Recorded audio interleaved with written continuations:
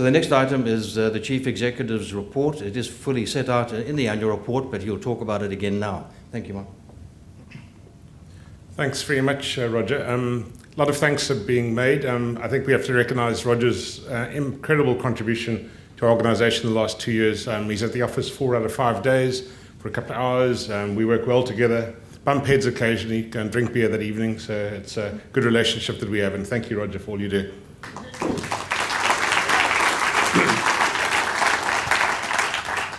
Okay, so you have the annual reports. They were in your cabins when you arrived, and there are extra copies here if anybody would like them. They're on our website. We can send you copies as well. So everything that I'm going to be saying is really summarised in this report. Okay, so we're almost at the end of this cruise. Very unfortunate. I think that I've spent far less time than any of you out on the deck, which is very unfortunate, but that's the nature of my job. But I think it's been fantastic. Tried to post a few pictures on Facebook, and I think lots of likes and lots of people are missing out on joining us who would like to have been here. And just some of the highlights, seeing all those birders on the stern, seeing the penguin dinner, everybody dressed up very nicely, having Peter Harrison guide and lecture to us has been amazing. There's a few people that need to be acknowledged for their contribution to this flock, and we have a flock organising committee that meets monthly. And I don't get to name all of the people on the committee, but I think these 3 people in particular need to be acknowledged. Emma Askias, who's the manager of our events program.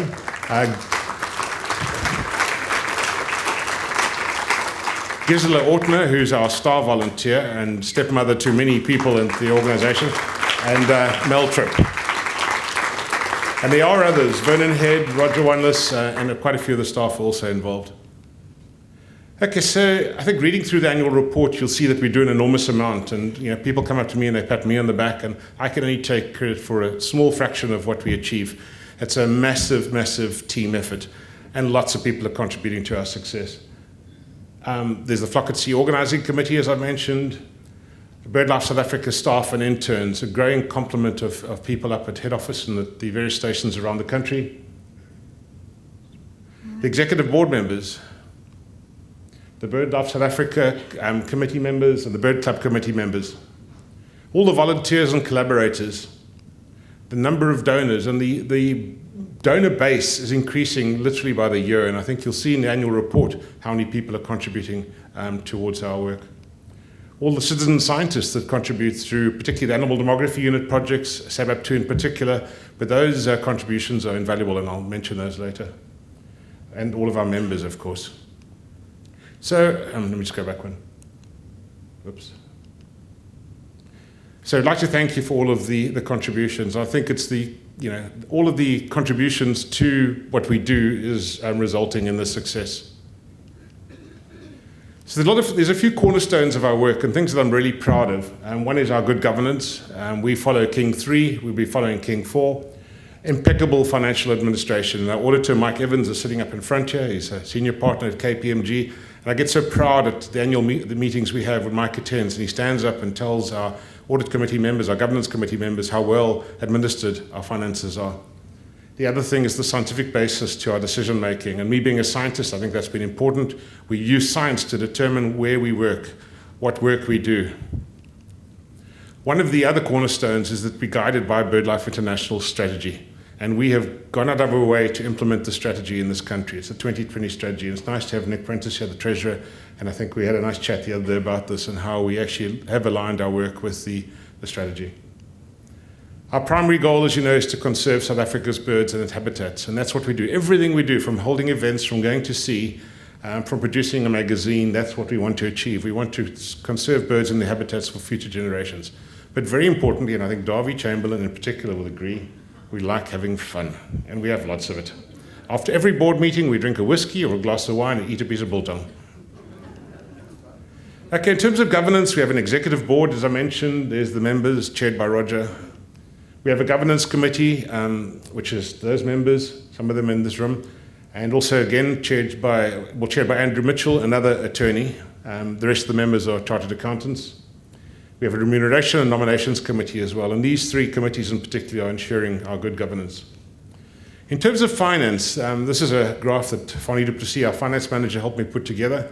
You can see on the x-axis is the, actually I can't remember. You'll see that's the y-axis, the income in millions across the bottom, the years from 2010 to 2016. What you need to note there is our turnover is increasing significantly. Last year was about 30 million rand. The other thing you need to know is that bar, the green, the line, the green one, which is our income, exceeds our expenditure, which is the bars. So we're raising more money every year than we spend. And that's very, very useful because we've been able to replenish our reserves that we eroded away over a 10-year period. We have more than a year's reserves now in our sustainability fund. The other thing I'd like to point out there as well is the blue and the yellow or the green parts of the bar.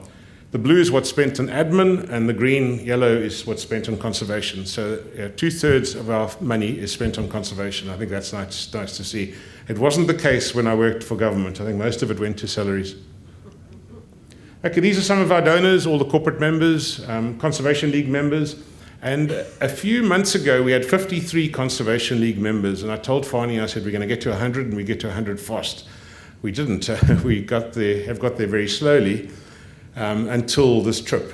We've recruited prior to Flock and during Flock, probably about 50 Conservation League members.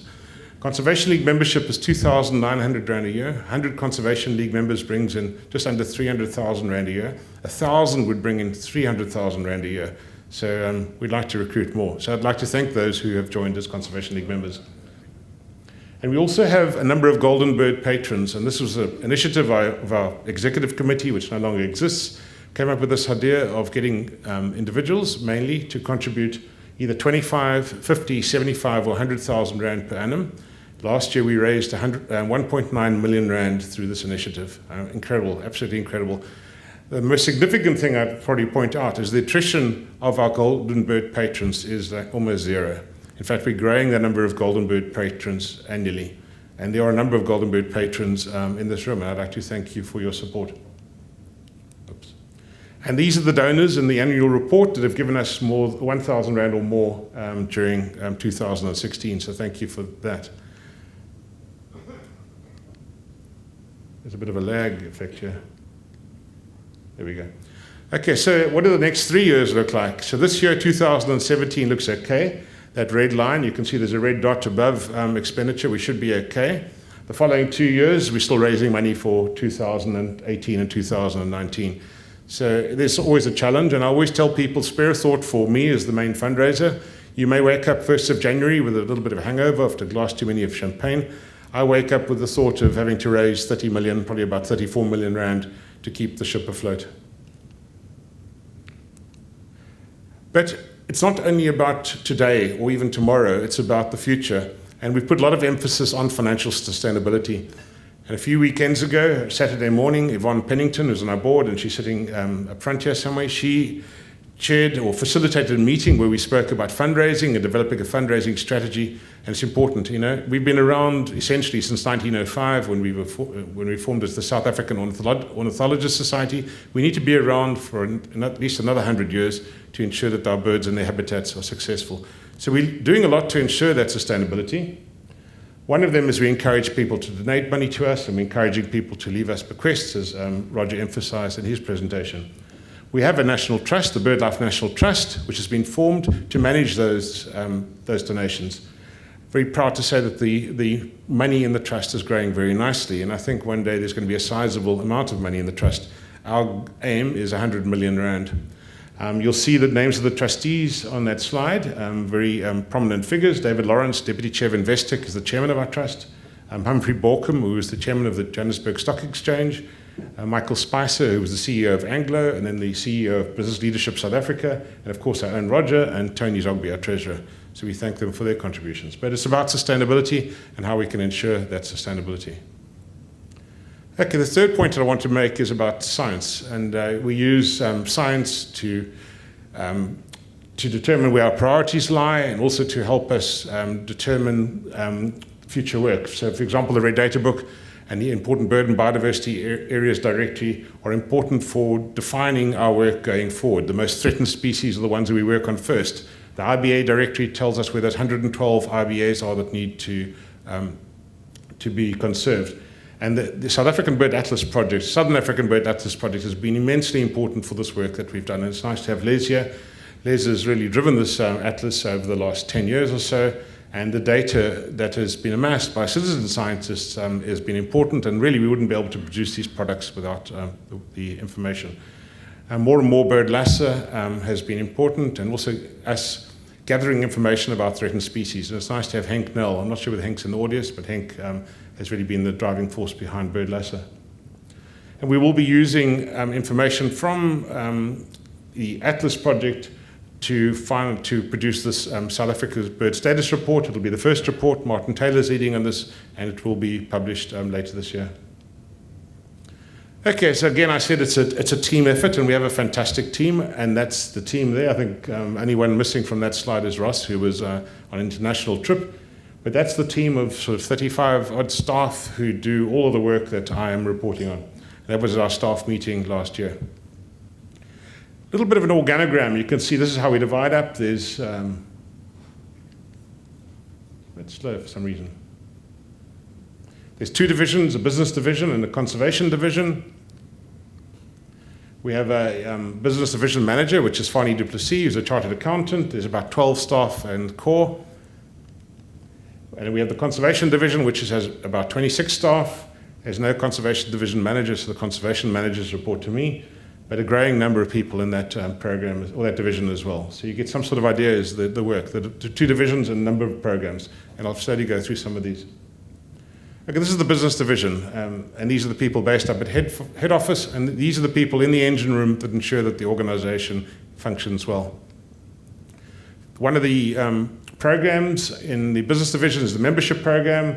Shireen Gould is our manager. She's responsible for lots of things, but importantly, the membership database, recruiting new members, and the membership is also responsible for our magazine. We have produced 6 issues of African BirdLife magazine last year. Very pleasing